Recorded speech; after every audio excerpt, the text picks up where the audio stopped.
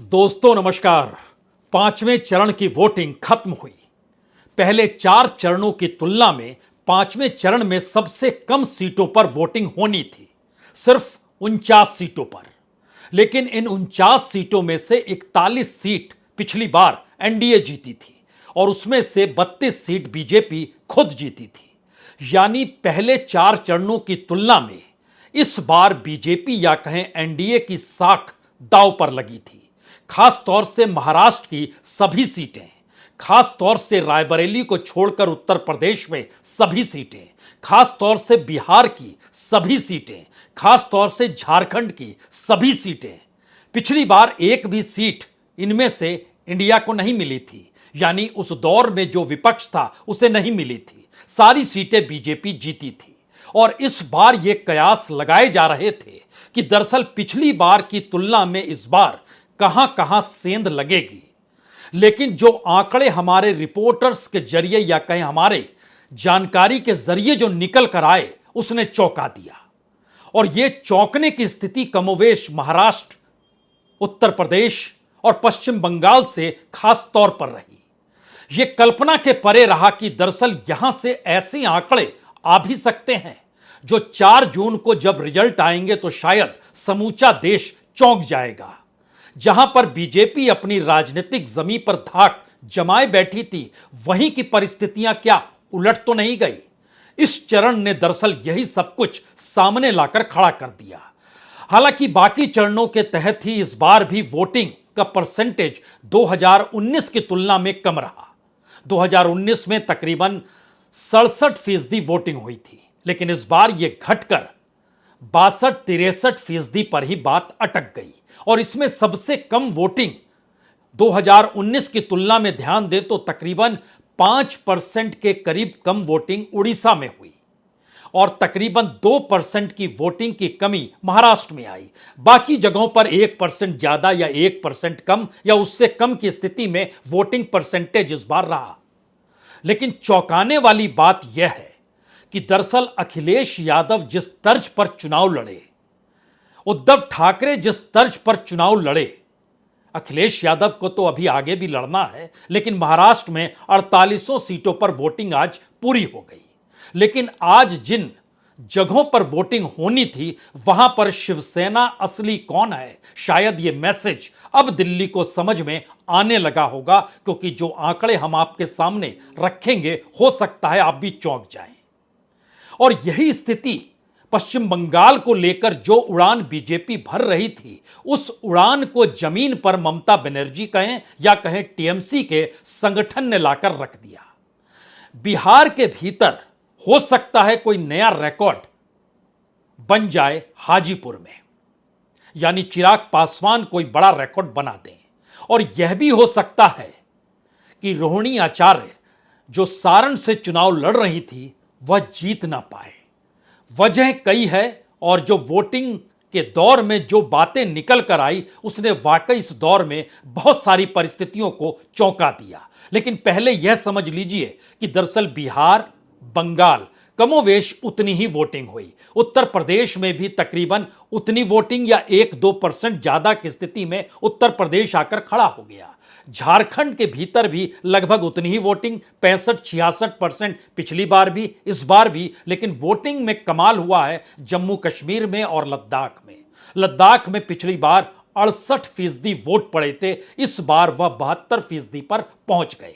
जम्मू कश्मीर की एक सीट जहां से उमर अब्दुल्ला चुनाव लड़ रहे हैं, वहां पर पिछली बार 34% वोट पड़े थे, इस बार वो तकरीबन 59-60% तक पहुंचने की स्थिति में वोटिंग आ गई। यह शायद जम्मू कश्मीर के लिए एक बेहतरीन हवा है जो लोकतंत्र और वोटिंग के आसरे बह रही है। लेकिन आइए शुरुआत हमें लगता है आज महाराष्ट्र से करनी चाहिए। महाराष्ट्र में सबसे बड़े कद के नेता और मोदी सरकार में सबसे महत्वपूर्ण नेता के तौर पर नाम पीयूष गोयल का आता है, तो उनकी भी कहीं ना कहीं पूरी की पूरी अपने राजनीतिक अस्तित्व को पहली बार वह चुनाव मैदान में उतरे और मुंबई नॉर्थ से उतरे।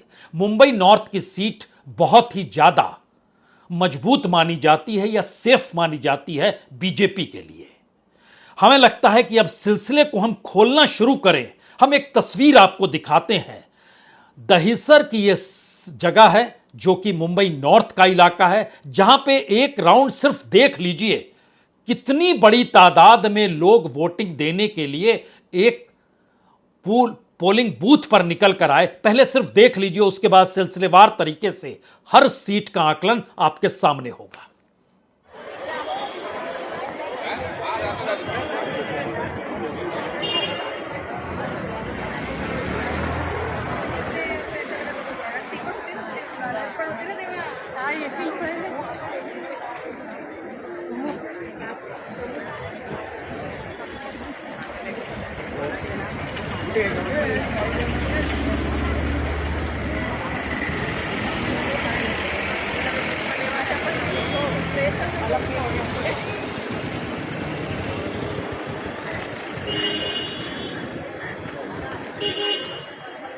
दरअसल यह दहिसर का इलाका है और दहिसर से मलाड तक शिवसेना का वर्चस्व रहा है।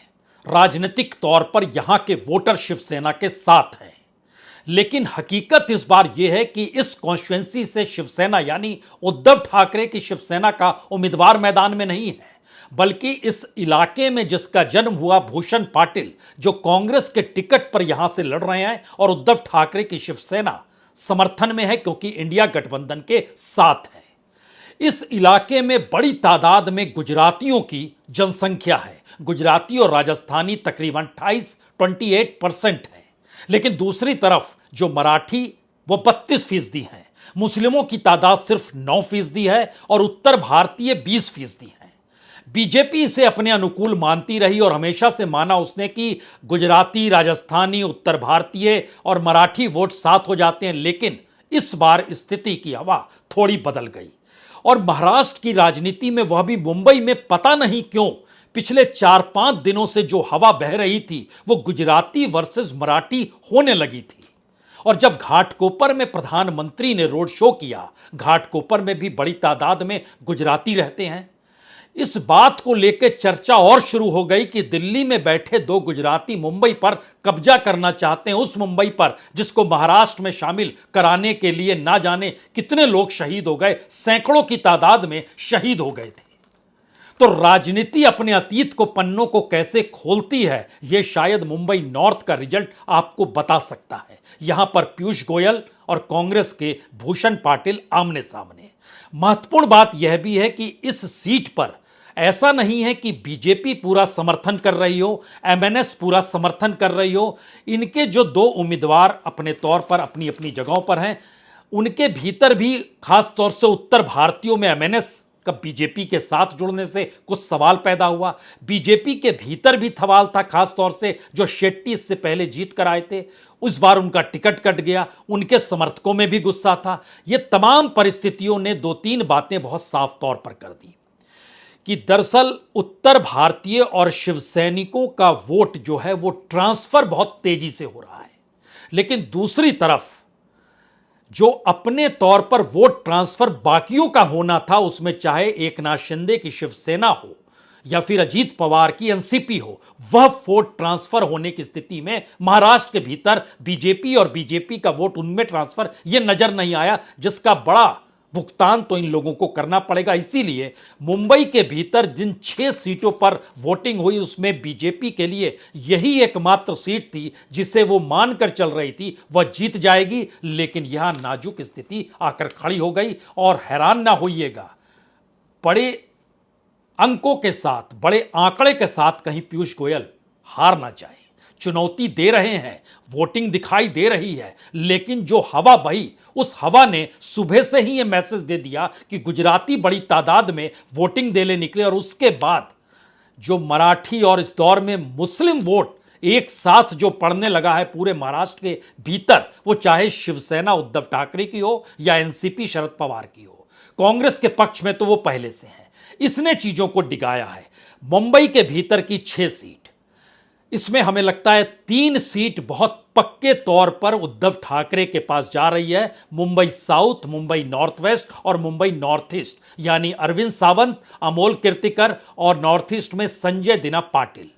यह 3 सीट अपने तौर पर उद्धव ठाकरे जीत रहे हैं। यहां पर चौथी सीट का सवाल जहां पर चुनौती है वह राहुल शेवले जो एकनाथ शिंदे की शिवसेना में है और उनके खिलाफ अनिल देसाई जो उद्धव ठाकरे के, इनमें चुनौतीपूर्ण स्थिति है।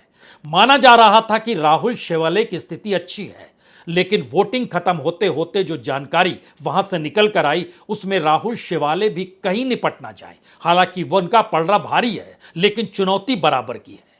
इसमें एक सीट कांग्रेस वर्षा गायकवाड़ जिनके खिलाफ उज्जवल निगम को लेकर आया गया, वहां पर वर्षा गायकवाड़ जो नॉर्थ सेंट्रल की सीट है कहीं ज्यादा मजबूत है। यानी इन 6 सीटों के भीतर अगर ध्यान दीजिए तो सामान्य तौर पर स्थिति लगती है कि उद्धव ठाकरे की शिवसेना 4 सीट जीतेगी, 1 सीट कांग्रेस जीतेगी, 1 सीट राहुल शेवले या पीयूष गोयल। इसमें मामला उलझाया हुआ था, लेकिन अब क्लियर हो गया कि दरअसल इन दोनों सीटों में से सिर्फ एकनाथ शिंदे की राहुल शेवले की सीट बचती है। यानी बीजेपी का सुपड़ा मुंबई में साफ हो गया। और उसके बाद जब आप बात को आगे बढ़ाते हैं तो आपके जहन में आएगा कि कल्याण की सीट, कल्याण में चूंकि श्रीकांत शिंदे हैं, यहां पर यह चर्चा बहुत साफ तौर पर रही कि श्रीकांत के खिलाफ जो उद्धव ठाकरे के जो उम्मीदवार थे वैशाली दरेकर, वो कमजोर उम्मीदवार थे। और दूसरी तरफ ठाणे में जो उद्धव ठाकरे के उम्मीदवार थे राजन विचारे, उनके खिलाफ शिंदे के ठाकरे ग्रुप ने नरेश गणपत राव महास्के को खड़ा किया जो कमजोर उम्मीदवार थे। यानी ठाणे और कल्याण में क्या समझौता हुआ, ठाकरे बटे हुए यानी शिवसेना बटी हुई उनके बीच में। शायद इसीलिए कल्याण से श्रीकांत शिंदे का पलड़ा भारी जरूर है और ठाणे में राजन विचारे जो उद्धव ठाकरे से आते हैं उनका पलड़ा भारी जरूर है। लेकिन उसके बाद जब आप आगे आइएगा, पालघर में भी उद्धव ठाकरे की भारती कामड़ी इनका पलड़ा भारी है। हेमंत जो बीजेपी के उम्मीदवार हैं उनका पलड़ा कमजोर है। भिवंडी में सुरेश महात्रे जो एनसीपी शरद पवार के हैं उनका पलड़ा भारी है। और दूसरी तरफ पहले के एमपी बीजेपी के थे कपिल मोरेकर पाटिल, उनका पलड़ा इस बार कमजोर हो गया है। महत्वपूर्ण यह भी है कि नासिक और डिंडोरी प्याज के किसानों का गुस्सा शायद वोट की शक्ल में उभर कर सामने आया और यही वजह है कि डिंडोरी में भारती पवार जो मजबूत है वह चुनौती देने की स्थिति में आकर खड़ी हो गई। यानी भारती पवार की जीत पक्की मानी जा रही थी जो बीजेपी की है, लेकिन इस प्याज के खेल ने शायद उनका खेल बिगाड़ ना दे, यह स्थिति जरूर नजर आई। और नासिक में तो राजू भाई वाजे जो उद्धव ठाकरे की शिवसेना के हैं वो बहुत कई कदम आगे, उनके खिलाफ शिंदे ग्रुप के हेमंत गोडसे हैं, लेकिन उनका पलड़ा बड़ा कमजोर। धुले की सीट में कांग्रेस के पलड़ा भारी है जो शोमा बच्छाव है, उनका कहीं पलड़ा भारी है। सुभाष भामरे जो बीजेपी के एमपी हैं उनका पलड़ा कमजोर है। मैसेज क्या है? मैसेज है कि मुंबई के भीतर शिवसेना के ठाकरे गुट का कब्जा और दूसरी बाकी सीटों पर अपने तौर पर बीजेपी पिछड़ते पिछड़ते की स्थिति में एक सीट पर आगे दिखाई दे रही है जो भारती पवार है। और इसके अलावे कोई ऐसी सीट आपको नजर नहीं आएगी जहां पर मौजूदगी कल्याण में श्रीकांत शिंदे है, यानी एक एकनाथ शिंदे और दूसरा बीजेपी की डिंडोरी की सीट। इसके अलावे आपको कई बात महाराष्ट्र में नजर नहीं आएगी जो एक बड़ा मैसेज है। यह पूरी एक तरफा हवा है। दूसरी बड़ी बात यह है कि इस दौर में पहली बार यह भी नजर आया कि उत्तर प्रदेश के भीतर अखिलेश यादव ने कमाल का चुनाव लड़ा है। और उत्तर प्रदेश में इससे पहले अगर आप 2019 में देखिएगा तो एनडीए को जिन 14 सीटों पर वोटिंग हुई है उसमें एक सीट सिर्फ रायबरेली की ही कांग्रेस जीत पाई थी। 50% वोट उस वक्त एनडीए को मिले थे और इंडिया को सिर्फ 30% वोट मिले थे। लेकिन स्थितियां कैसे पलटती हैं या स्थिति कैसे पलट गई, इसको जरा समझिए। कांग्रेस के 10 में से 4 उम्मीदवार मैदान में और 4 में से 3 सीट कांग्रेस जीत सकती है। चौथी सीट जो 4 सीट में उसमें अमेठी की सीट भी है। अमेठी की सीट इसलिए जीत सकती है क्योंकि बीएसपी का बड़ा वोट बैंक शिफ्ट हो गया, जो इससे पहले बीएसपी के साथ रहता था और वो बीजेपी के हक में नहीं गया। यही एक कारण है जहां पर किशोरी लाल जीत सकते हैं। अन्यथा रायबरेली में राहुल गांधी की जीत लगभग पक्की है। रायबरेली में दिनेश प्रताप उनके खिलाफ पुराने कांग्रेसी थे जो राहुल गांधी के खिलाफ लड़ रहे थे। इससे पिछली बार भी वही थे सोनिया गांधी के खिलाफ, लेकिन पिछली बार हारे थे। इस बार भी राहुल गांधी हो सकता है काफी वोटों से जीते, ये बात निकल कर आ रही है। रायबरेली और अमेठी के अलावे एक सीट बड़ी महत्वपूर्ण है, बाराबंकी की, जहां सबसे ज्यादा उत्तर प्रदेश में वोटिंग हुई है। यहां पर कांग्रेस के उम्मीदवार पीएल पुनिया के बेटे तनुज पुनिया मैदान में और उनके खिलाफ राजरानी रावत। यहां पर तनुज पुनिया का पलड़ा भारी दिखाई दिया। और चौथी सीट झांसी की है, जहां पे प्रदीप जैन मैदान में है। हालांकि अनुराग शर्मा भी कमजोर नहीं है, जो बीजेपी के हैं। चुनौतीपूर्ण स्थिति है, लेकिन प्रदीप जैन का पलड़ा भारी नजर आया। और यह यहां समझना होगा कि बुंदेलखंड के भीतर में झांसी, जालौन, हमीरपुर और बांदा पिछली बार चारों सीटें बीजेपी ने जीती थी। इस बार हो सकता है 50-50 का खेल हो जाए। वो झांसी भी गंवा बैठे और उसके साथ स्थिति कहीं ना कहीं हमीरपुर की भी बिगड़ी हुई है। हमीरपुर की बिगड़ने के पीछे बीएसपी है, क्योंकि यहां पर ब्राह्मणों की जीत होती रही है। 7 बार ब्राह्मण जीते, 5 बार पटेल जीते। बीएसपी ने ब्राह्मण उम्मीदवार को उतार दिया, लेकिन बीजेपी और समाजवादी पार्टी दोनों ने यहां पर पटेल को उतारा। यह स्थिति कहीं बीएसपी के हक में ना चली जाए, ऐसी परिस्थिति बन सकती है जो हमीरपुर की है। उसके अलावे जालौन में बीजेपी के उम्मीदवार भानु प्रताप सिंह वर्मा का पलड़ा मजबूत है और बांदा में आरके सिंह पटेल हैं। ये पहले समाजवादी पार्टी में हुआ करते थे और समाजवादी पार्टी ने यहां शिवशंकर पटेल को टिकट दिया, लेकिन बुंदेलखंड 50-50 में आकर अटक गया है। अब यहां से बाकी सीटों पर आइए। मोहनलालगंज, यहां पर समाजवादी पार्टी के आरके चौधरी, इनकी स्थिति मजबूत है। लखनऊ में राजनाथ सिंह की स्थिति मजबूत है, हालांकि वोटिंग परसेंटेज बहुत कम हुआ है, जो उनको सांसें ऊपर नीचे भी उनकी कर रहा है। लेकिन उसके बाद आइए आप फतेहपुर में, तो यहां पर साध्वी निरंजन ज्योति कमजोर पड़ रही है और नरेश उत्तम पटेल जीत सकते हैं चुनाव। कौशाम्बी में पुष्पेंद्र सरोज यह चुनाव जीत सकते हैं और जो सांसद थे सोनकर, विनोद सोनकर, जो बीजेपी के टिकट से चुनाव लड़ रहे थे, उनके खिलाफ जो कुछ वहां पर, चाहे वो वायरल वीडियो के तौर पर हो या फिर उनकी अपने तौर पर उन्होंने जो ब्राह्मणों को लेकर चोट पहुंचाई, ये सारे सवाल उलझते चले गए और यह विनोद सोनकर यहां पर हार भी सकते हैं। फैजाबाद बड़ा महत्वपूर्ण है और फैजाबाद में एक क्षण के लिए कल्पना कीजिए, जब अयोध्या में राम मंदिर प्रतिष्ठा का सवाल देश भर के चुनावों में प्रधानमंत्री, गृह मंत्री जेपी नड्डा, बीजेपी अध्यक्ष घूम घूम कर कह रहे हैं कि देखिए कांग्रेसी आए नहीं। अगर फैजाबाद में बीजेपी हार जाए तो क्या होगा? यहां एक बात समझनी होगी, यहां पर एक दौर में विनय कटियार हुआ करते थे और 91, 96, 99 इन तमाम दौर में वो जीते थे और फिर 2014 के बाद लल्लू सिंह आ गए। इस बार दांव खेला एक दलित को टिकट देकर, अवधेश प्रसाद को, जो पुराने समाजवादी, इनको टिकट दिया गया और एक झटके में वोटिंग का स्टाइल पूरा बदलता हुआ दिखाई दिया। इसीलिए कोई यह कह दे कि यहां लल्लू सिंह जीत जाएंगे, शायद यह एक तरफा होगा खेल। ऐसा नहीं, यह चुनौती की स्थिति और यह बड़ा महत्वपूर्ण है। कैसरगंज में ब्रजभूषण सिंह के बेटे करण भूषण सिंह की स्थिति, ताकत दोनों मजबूत है। गोंडा में कीर्तिवर्धन सिंह के सामने बेनी प्रसाद वर्मा की श्रेया वर्मा, उनकी पोती है, वह चुनाव मैदान में है, लेकिन यहां पर माना जा रहा है गोंडा में भी कीर्तिवर्धन सिंह कहीं ताकतवर हैं। मैसेज क्या है? मैसेज है कि 6 सीटों पर अपने तौर पर इंडिया गठबंधन जीत की स्थिति में है और उसमें अगर रायबरेली मिला दीजिएगा तो 7 सीट हो जाएगी। पिछली बार 1 ही सीट थी, इस बार 7 सीट हो जाएगी। ये 7 सीट बढ़कर 9 और 10 तक भी पहुंच सकती है। बाकी 3-4 सीटों पर चुनौती, जिसका हमने आपसे जिक्र किया है, यह स्थिति उत्तर प्रदेश के भीतर की बता रही है कि एक ताकतवर तरीके से अखिलेश यादव और राहुल गांधी ने मिलकर जो चुनाव लड़ा है वो लड़ा है। अब यहां पर एक दूसरी स्थिति आती है महाराष्ट्र और यूपी के बाद बिहार की।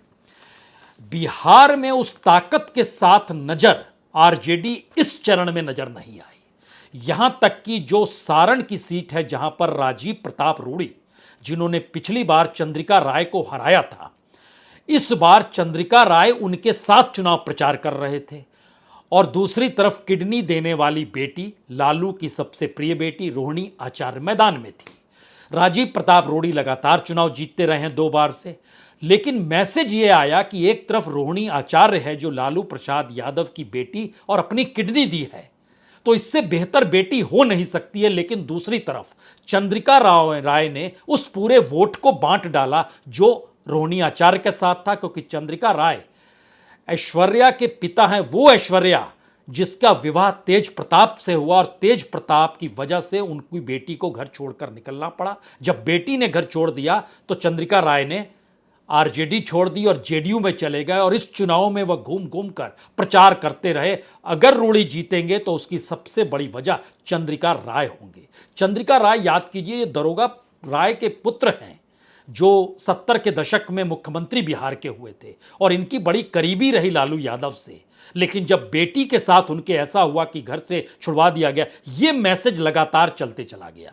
दूसरी बात यहां पर बड़ी महत्वपूर्ण थी कि रोहिणी आचार्य राजनीतिक तौर पर परिपक्व नहीं, इसीलिए जब जब वो वोटरों से टकराई उन्होंने इतनी बड़ी बड़ी बातें की जो कि लोग पचा नहीं पाए।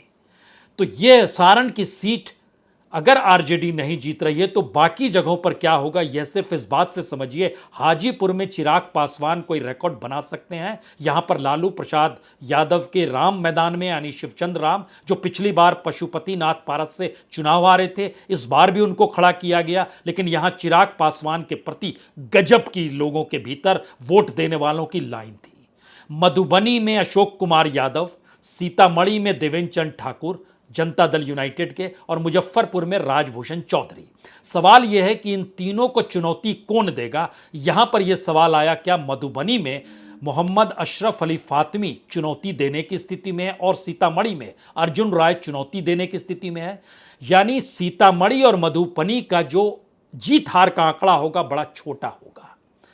और मुजफ्फरपुर में कांग्रेस के टिकट से लड़ रहे अजय निषाद क्या ये भी चुनौती देंगे। लेकिन राजभूषण चौधरी को लेकर यहां पर जो पूरा संगठन काम कर रहा था, उस लिहाज से संगठन उनके अनुकूल वहां पर नजर नहीं आया जो आरजेडी का संगठन नजर आना चाहिए था। और एक मैसेज अंदरूनी तौर पर यह लगातार रहा, आरजेडी जहां मजबूत है वहां वो मजबूती के साथ खुद को रखती है, जहां पर कांग्रेस का कैंडिडेट आता है वहां वो डगमगाने लगती है। क्या बिहार के भीतर विकल्प कोई ना आए, कहीं ऐसी सोच है? ये सारे सवाल हैं, और इन सवालों के तहत सारण का जिक्र इसलिए भी बड़ा महत्वपूर्ण है क्योंकि आंकड़ों को जब आप देखेंगे तो यहां सबसे ज्यादा यादव है, 3.5 लाख यादव है। लेकिन हमने कहा चंद्रिका राय एक तरफ खड़े हैं, दूसरी तरफ लालू यादव की बेटी, ये चीजें बट गई।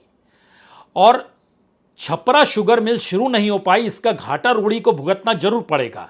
और जो वहां पर विधानसभा है, अगर आप उसको भी देखिए तो छपरा और अमनौर जो बीजेपी का गढ़ है अपने तौर पर, यहां वो चुनाव जीती थी, यहां पर इस बार उनके अनुकूल वोटिंग हुई है। ये बहुत साफ तौर पर वहां से जो जानकारी निकल कर आई खुले तौर पर, खास तौर से बालू माइनिंग से जुड़े हुए लगभग 40 लाख लोग इस दौर में परेशान रहे।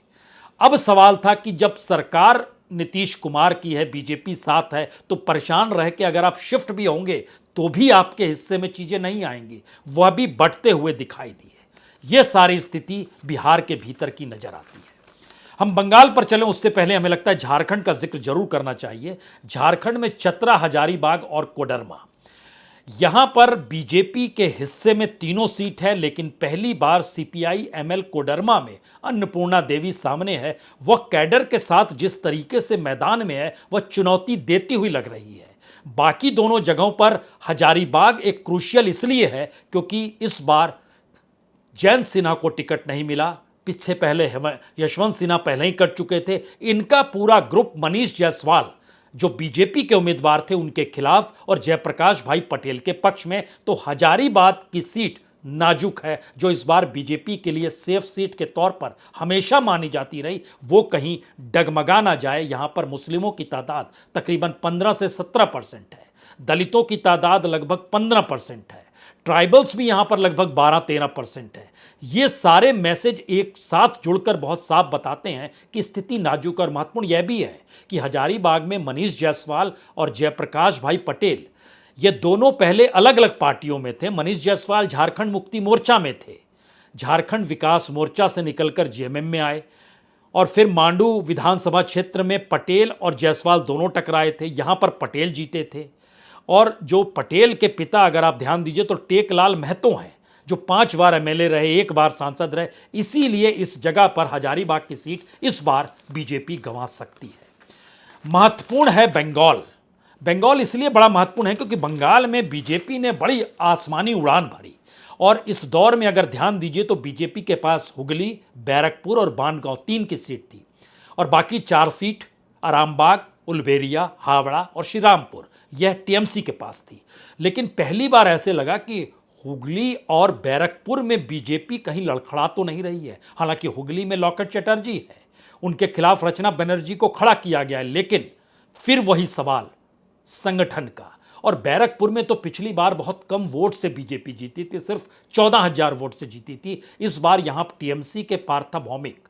लेकिन एक ही फायदा बीजेपी को है क्योंकि एक तीसरे उम्मीदवार के तौर पर सीपीएम की मौजूदगी हर जगह नजर आती है। उलबेरिया में कांग्रेस की मौजूदगी, बानगांव में भी कांग्रेस की मौजूदगी और बाकी जगह सीपीएम की मौजूदगी है। यानी जरा सा भी वोट अगर बढ़ता है, जो अच्छा मैसेज यह है कि दरअसल इस बार बहुत सीधा मुकाबला मान रहे हैं। कांग्रेस और सीपीएम को लोग देख नहीं रहे हैं जहां वो टक्कर में नहीं है। इसका घाटा बैरकपुर में बीजेपी को होगा, इसका बहुत हिस्सा घाटा हुगली में लॉकेट चटर्जी को होगा। बानगांव में शांतनु ठाकुर, इनकी स्थिति मजबूत है। हालांकि विश्वजीत दास टीएमसी की तरफ से हैं और कांग्रेस के प्रदीप सिंह हैं, लेकिन उनकी स्थिति मजबूत नहीं है। तो अपने तौर पर जो बीजेपी को सीटें पानी थी, वो पाने की जगह अगर 1-2 सीट भी इस चरण में कम होती है तो यह बड़ा झटका होगा। अपनी सीट टीएमसी बचाते हुए 2 सीटों पर जीत हासिल कर ले तो बीजेपी को उम्मीद उड़ीसा से भी रही और उड़ीसा में वो ये मानकर चल रही थी कि इस बार उसके हक में होगा। लेकिन जिन जगहों पर बीजेपी पिछली बार जीती थी वो बोलांगीर की सीट, इस बार उसके लिए अनुकूल स्थिति बोलांगीर में नहीं है। हालांकि उसकी स्थिति अपनी सुंदरगढ़ में मजबूत है, उसकी स्थिति स्वरगढ़ में मौजूद है जहां बीजेपी थी, लेकिन बोलांगीर में मजबूत नहीं है। कंधमाल में बीजेडी की स्थिति बड़ी मजबूत है, वहां पर बीजेपी के उम्मीदवार हैं सुकांत पाणिग्राही और दूसरी तरफ अच्युतानंद सामंत हैं जो बीजेडी के हैं। उनकी स्थिति, वो ट्राइबल्स के बीच हैं, ट्राइबल्स की स्कूल चलाते हैं, इसका लाभ उनके साथ है। पिछली बार भी 1.5 लाख वोट से जीते थे। तो कंधमाल की सीट बीजेडी के हक में है। आस्का की सीट को में भी अपने तौर पर चेंज कर दिया था, बीजेडी जीती थी पिछली बार, इस बार चेंज किया गया उम्मीदवार और इनके जरिए यह सीट बीजेडी ने अपने अनुकूल बनाकर रखी है। यानी ध्यान दीजिए तो इस दौर में 3 राज्य एक तरफा वोटिंग के हिसाब से है, जो बीजेपी के लिए बहुत बड़ी खतरे की घंटी है। वो महाराष्ट्र है, वो उत्तर प्रदेश है, वो बंगाल है, जहां पर बीजेपी को लग रहा था उसे लाभ होगा, लेकिन वो घाटा ही घाटा है। बिहार में वो अपनी जगह बरकरार रखे हुए है, झारखंड में हजारीबाग मुश्किल में है और एक सीट और जिसका हम जिक्र आपसे कर रहे थे कोडरमा में चुनौती दे रहे हैं। तो यानी झारखंड में भी झटका लगने की स्थिति उनके सामने आकर खड़ी हो गई है। जो मैसेज इस पूरे के पूरे 5वें चरण से निकल कर आ रहा है वो बहुत साफ तौर पर बतला रहा है कि अगर 41 सीटों में से खिसक कर इस दायरे में बीजेपी अगर 20 सीट पर पहुंच जाए तो कोई आश्चर्य मत कीजिएगा। और ऐसा होता बहुत कम है कि आपकी 50% सीट किसी एक चरण में एक झटके में कम हो जाए, ये वही चरण है। और इसीलिए ये आंकड़े चुनौती और कहीं ज्यादा महत्वपूर्ण तरीके से सामने आकर खड़े हो गए हैं। यहां एक बात का जिक्र का जम्मू कश्मीर को लेकर करना होगा। लद्दाख के भीतर वोट परसेंटेज का बढ़ना, मैसेज बहुत साफ है, इस बार वहां पर कांग्रेस चुनाव जीत सकती है जो पिछली बार नहीं जीती थी। परसेंटेज ऑफ वोट बढ़ा है। जम्मू कश्मीर के भीतर में जहां पर उमर अब्दुल्ला चुनाव लड़ रहे हैं, यह भी हो सकता है इस बार उमर अब्दुल्ला चुनाव हार जाए। सज्जाद लोन उनके खिलाफ खड़े हैं, ऐसा हो सकता है। और राजनीतिक तौर पर यह जम्मू कश्मीर की राजनीति में शायद एक बड़ा उलटफेर होगा। 2 मैसेज सबसे बड़े आखिर के 5वें चरण ने एक संकेत दे दिए हैं कि बीजेपी अपने बूते अपने तरीके से जो चुनाव लड़ रही थी उसमें कहीं गड़बड़ी उत्तर प्रदेश में अब नजर आने लगी। जो चौथे चरण से खुलकर नजर आई वो 5वें चरण में व्यापक हो गई। 6ठे 7वें चरण में क्या होगा कोई नहीं कह सकता है।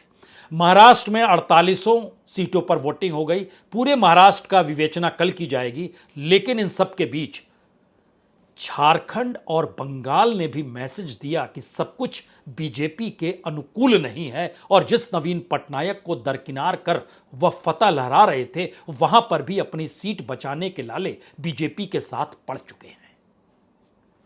बहुत बहुत शुक्रिया, बहुत बहुत शुक्रिया।